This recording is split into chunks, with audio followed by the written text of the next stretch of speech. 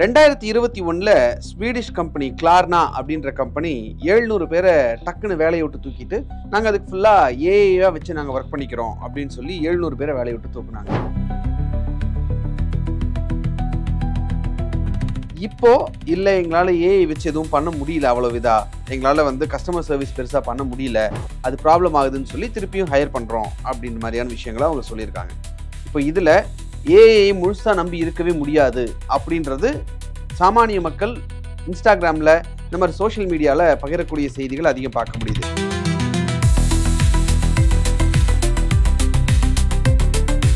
வணக்கம் சார். வணக்கம் சார்.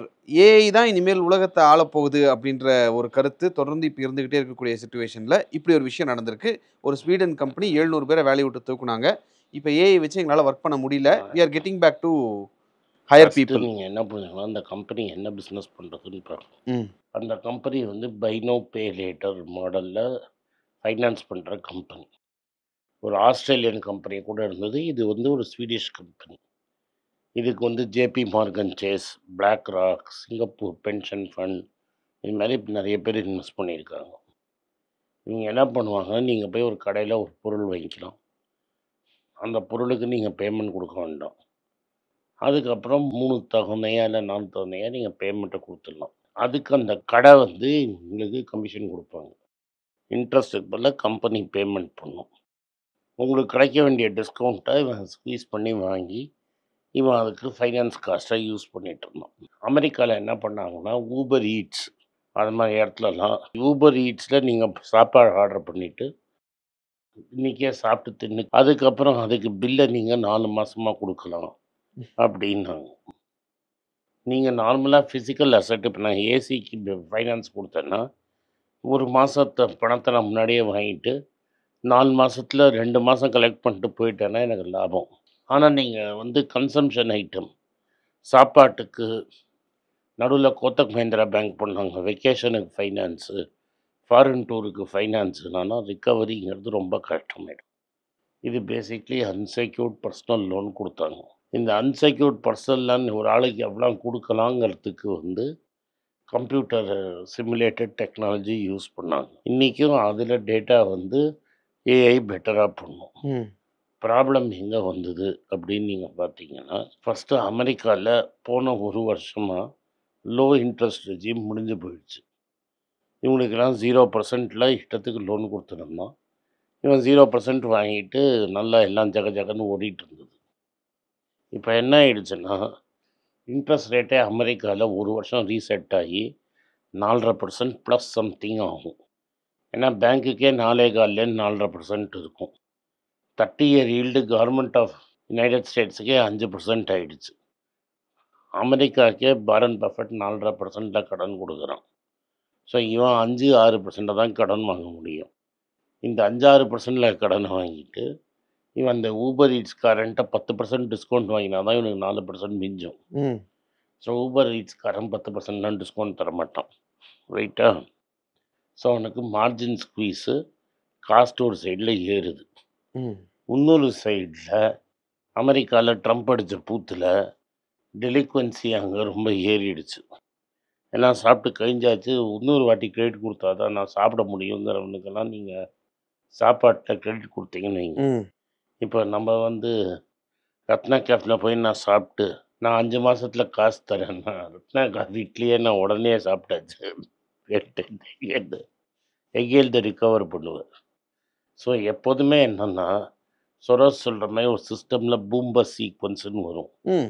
அதாவது என்னென்னா, ஒரு ஓவராக தலைக்கு மேலே போகிறது, எங்கே நிறுத்தணும்னு நம்மளுக்கு தெரியணும். நீ டிவிக்கு ஃபைனான்ஸ் கொடு, ரேடியோவுக்கு ஃபைனான்ஸ் கொடு, வாஷிங் மிஷினுக்கு ஃபைனான்ஸ் கொடுக்கலாம். நீ இப்போ ஹனிமூனுக்கு ஃபைனான்ஸு, ஃபாரின் டூருக்கு ஃபைனான்ஸ்னால் அவன்கிட்ட காசு வாங்கிறதுக்குள்ளே உனக்கு நாக்கு தள்ளிடும். அது ஆகி இப்போ டெலிக்வன்சி 20-30% ஆகிடுச்சு. அமெரிக்காவில் இப்போ வேலை வாய்ப்பு கம்மியாயிடுச்சு, ரைட்டா? இந்த கஸ்டமர் ரிலேஷன்ஷிப்புன்னு சொல்கிறது என்னென்னா, காசு கொடுன்னு துரத்துறது. அவனுக்கும் தெரியும் பாட்டு தான் துரத்துறது, கரெக்ட். அவனுக்கும் தெரியும் ஓரளவுக்கு மேலே பாட்டு தான் துரத்தும்னு. இவனும் ஒரு பாட்டை வச்சு பதில் சொல்லிட்டு போயிடுவான். இப்போ அவனுக்கு வேணுங்கிறது பில் கலெக்ஷன். அதுக்கு ஆள் இருந்தால் தான் அவன் போய் நின்று தொங்கி காசு வாங்குவான். கொடுத்த கடனை வசூல் வந்து ஆர்டிஃபிஷியல் இன்டெலிஜென்ஸ் பண்ணாது. உனக்கு கடன் வசூல் பண்ணுறதுக்கு ஆள் தேவை. இந்த கம்பெனிக்கு இப்போ கடன் வசூல் பண்ணுறதுக்கு ஆள் தேவை. நிறைய இன்வெஸ்டர் காசு போட்டான். பப்ளிக் இஷ்யூ போடுறதுக்கு முன்னாடியே இந்த இன்ட்ரெஸ்ட் ரேட் ஏறிடுச்சு. இப்போ நம்ம ஊர் பைஜூஸ்லாம் இருக்காங்கல்ல, அது மாதிரி நிலைமை ஆகிடக்கூடாது. அதுக்கு முன்னாடி எப்படியா விற்றுடணும்னு பார்க்குறான். சி த பாயிண்ட் இஸ், ஒரு பிஸ்னஸ் மாடல் நீங்கள் ப்ராஃபிட்டபிளாக இருந்ததுன்னா ப்ராப்ளம் கிடையாது. மாடலே ப்ராஃபிட்டபிள் கிடையாது, மாடலே depend on somebody continuously pumping cash into your business na that business will come to an end. இப்போ ஏன்னா இன்ட்ரெஸ்ட் ரேட் சைக்கிள் மாறிடுச்சு. இதே 0% இன்ட்ரெஸ்ட் ரேட் இருந்ததுன்னா அவன் சைக்கிள் நல்லா ஓடிட்டு இருக்கும். So root cause of the failure of a business வந்து ஆர்டிஃபிஷியல் இன்டெலிஜென்ஸ் கிடையாது. ஆர்டிஃபிஷியல் இன்டெலிஜென்ஸ் இவனுக்கு கடன் கொடுக்கலாமா கொடுக்காதான்னு இன்றைக்கும் சொல்லும். ஆர்டிஃபிஷியல் இன்டெலிஜென்ஸ் பாட்டு அவனுக்கு ஃபோன் பண்ணி காசு கட்டுன்னு சொல்லும். பட் அவனை போய் டயன் கொம்பு சுத்த ஆர்டிஃபிஷியல் இன்டெலிஜென்ஸ் எல்லாம் முடியாது. அந்த கலெக்ஷனை வாங்கிறதுக்காக ஆள் போடுறதுக்காக இவன் பண்ணியிருக்கிறானே தவிர ஏஐ ஃபெயில் ஆகிடுச்சுன்னு நான் சொல்ல.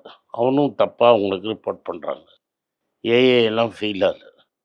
இவனோட பிஸ்னஸ் மாடலில் காஸ்ட் ஆஃப் ஃபண்ட்ஸ் ஜாஸ்தி ஆகிடுச்சு, கஸ்டமர்கிட்ட டெலிக்வன்சி ஜாஸ்தி ஆகிடுச்சு, அவன்கிட்ட காசு இல்லை. அந்த கஸ்டமர்லேருந்து கழுத்து துண்டை போட்டு முதல்ல இருக்கிற காசை வாங்கிறதுக்கு இவன் ஆள் தேட்டணும். அவ்வளோதான் இந்த மேட்டர். அதை ஏஐ பண்ணாது. அது ஏஐ எப்படி பண்ணும்? இவன் காசு ஏஐ ரிமைண்ட் தான் பண்ணும். ஆள் நேராக போய் உட்காந்தாதான் காசு வரும். ஏஐ வந்து ஒரு ஆள் அமைச்சு காசெல்லாம் கொண்டு வராது. அதனால கஸ்டமர் சப்போர்ட் பத்தலை, அது இது. அதெல்லாம் கஸ்டமர் சப்போர்ட்னா என்ன? கஸ்டமரை கூப்பிட்டு காசு வாங்கணும்.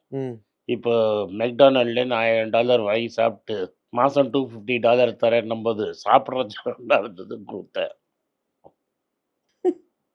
3 மாதத்துக்கு முன்னாடி சாப்பிட்டதை இன்னைக்கு பில் கட்டுனா உனக்கு கொடுப்பியா? மனசு வருமா? அதான் ப்ராப்ளம்.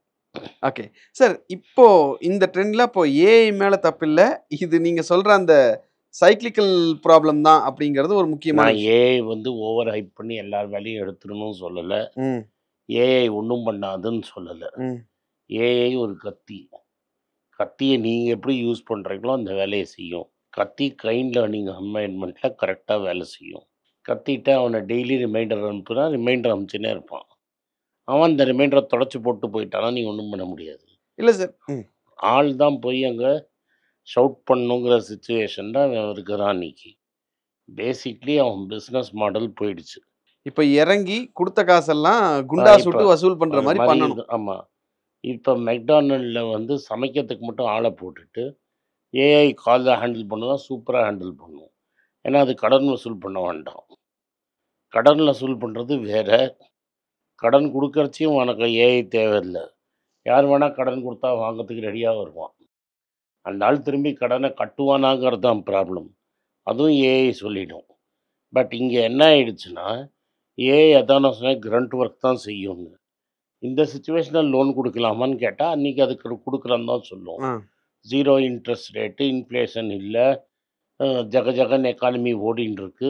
இன்சென்டிவ் கொடுத்ததெல்லாம் சர்ப்ளஸ் கேபிட்டல்லாம் அவன் எடுத்து ரோலிங் பண்ணின்னு இருக்கான். அவனுக்கு கவலையே கிடையாது. ஸோ அவன்கிட்ட சேவிங்ஸ் இருந்தது, ஷாப்பிங் பண்ணின்னு இருக்கான். ப்ராப்ளம் இல்லை. இப்போ வேலையும் இல்லை, சம்பளமும் இல்லை, அவனுக்கு கொடுத்த காசை வசூல் பண்ணுறதுக்கு கட்டப்பட்டுருக்காங்க. ஓகே சார், இந்த ஒரு கம்பெனி மட்டும் இல்லை, டியோலிங்கோ, க்ரௌட் ஸ்ட்ரைக் மாதிரியான நிறுவனங்களுமே வந்து தொடர்ந்து இந்த ஏஐ காரணம் காமிச்சு தான் நிறைய பேரை வேலையை விட்டு அனுப்புகிறாங்க. இப்போ நீ என்ன கம்பெனி எதுக்காக ஆள் அனுப்புறன்னு பொறுத்திருக்கு. அந்த ரோலை ஏஐ பண்ண முடியுமா அப்படிங்கிறது தான் கேள்வி. ரைட்டா? சேல்ஸ்லேயே 2 ப்ராடக்ட் இருக்குது. புஷ் அண்ட் புல் அப்படின்னு 2 ப்ராடக்ட் இருக்குது. புஷ் ப்ராடக்டில் நீ தலையில் கட்டணும். நீ என்ன தான் சொன்னாலும் இன்சூரன்ஸை ஏஐயால் விற்க முடியாது. ஏன்னா அவனுக்கு நோட்டிசபிளாக ஒன்றும் அதுலேருந்து வராது. எதுலேருந்து வராது? பணம் வராது. இன்சூரன்ஸ் விற்கிறதுக்கு பலிச்சா வேணும். தாய்லாண்டுக்கு டிக்கெட் விற்கிறதுக்கு ஏஐ போடும். ஸோ இந்த புஷ் ப்ராடக்ட்டுக்கு உனக்கு இப்போதைக்கு ஹியூமன்ஸ் வேணும். ஏன்னா அவனுக்கு வேண்டாத பொருளை நீ அவன் தலையில் கட்டணும். புல் ப்ராடக்ட்டுக்கு ஆட்டோமேட்டிக்காக விற்றுரும். ரைட்டா? இப்போ யார் ஷோக்கு வராங்க பொறுத்து இருக்கு. Okay sir. ஃபைன். ரைட்டா? அவ்வளோதான் so matter. This is actually blaming AI for what they haven't ton.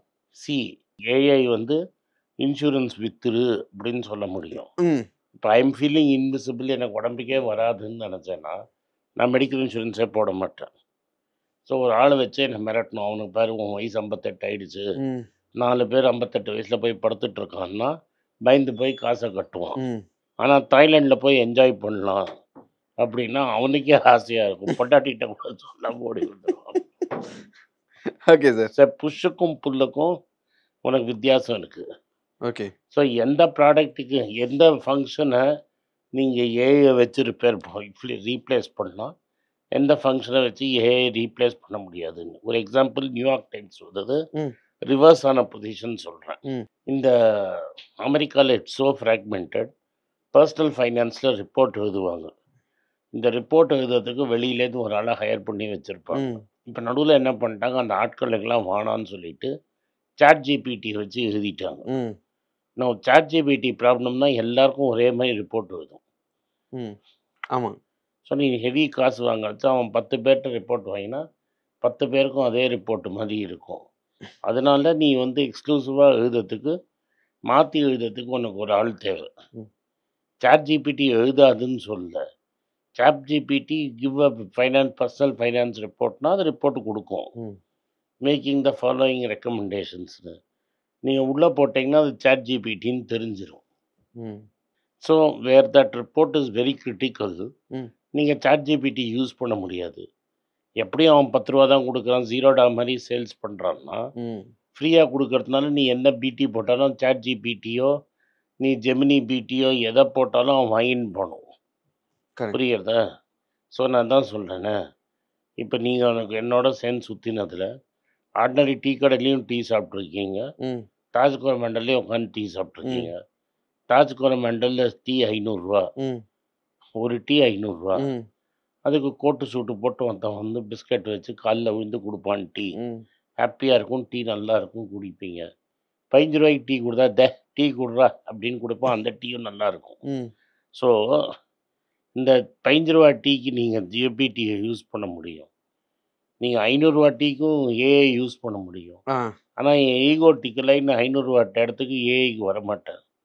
So the difference between 15 ரூபா டீ அண்ட் 500 ரூபா tea is I can use AI for 15 rupees, personalise service for 500 rupees. ம் okay. இதுதான் வித்தியாசம்.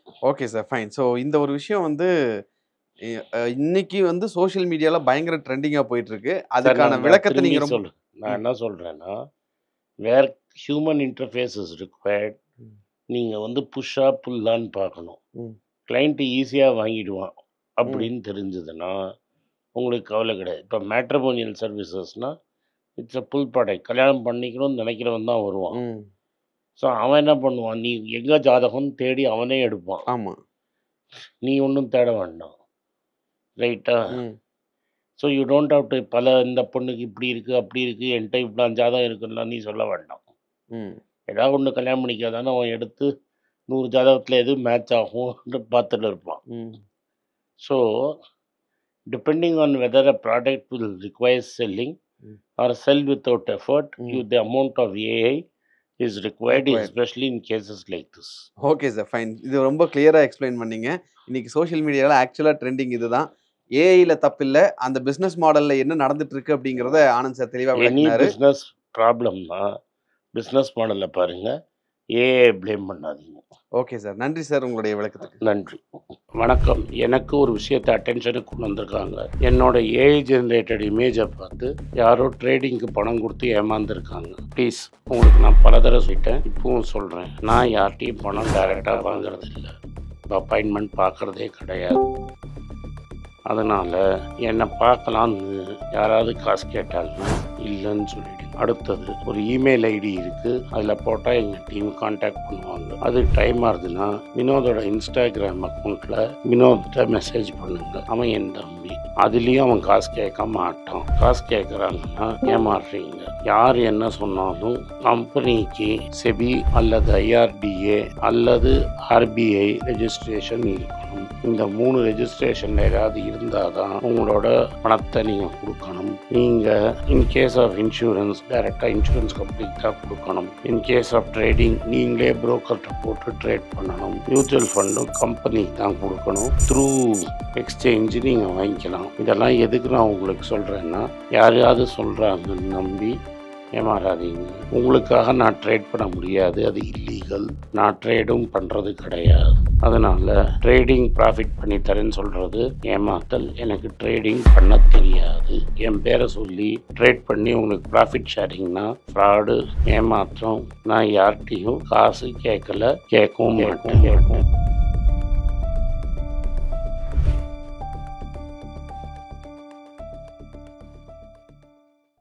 வணக்கம், இது ஆனந்த் ஸ்ரீனிவாசன். இது என்னோட personal channel. மணி பேச்சுக்கு தனியாக ஒரு சேனல் இருக்குது, அது டெலிகிராஃப் சேனல். இது என்னோட பர்சனல் சேனல். நான் என்ன நினைக்கிறேன், நான் தத்துவ பேச்சை பற்றி என்ன பேசுகிறேன், நான் பொருளாதாரத்தை பற்றி என்ன நினைக்கிறேன், ஜென்ரல் பொருளாதாரத்தை பற்றி நினைக்கிறேன், என் ஐடியாலஜியை பற்றி நான் என்ன நினைக்கிறேன், என்னோட ஃபிலாசபி, என்னோட நம்பிக்கை, ரமண மகரிஷி, சார்லி மங்கர் பற்றிலாம் என்ன நினைக்கிறேன்னு இதில் பேசுவேன். இதில் வீடியோ அப்டேட் அப்பப்போ வரும். நீங்கள் சப்ஸ்கிரைப் பண்ணிங்கன்னா என்ன நீங்கள் பர்சனலாக ஃபாலோ பண்ணுறீங்க. இது மணி பேச்சு இல்லை, இது இன்வெஸ்ட்மெண்ட் இல்லை.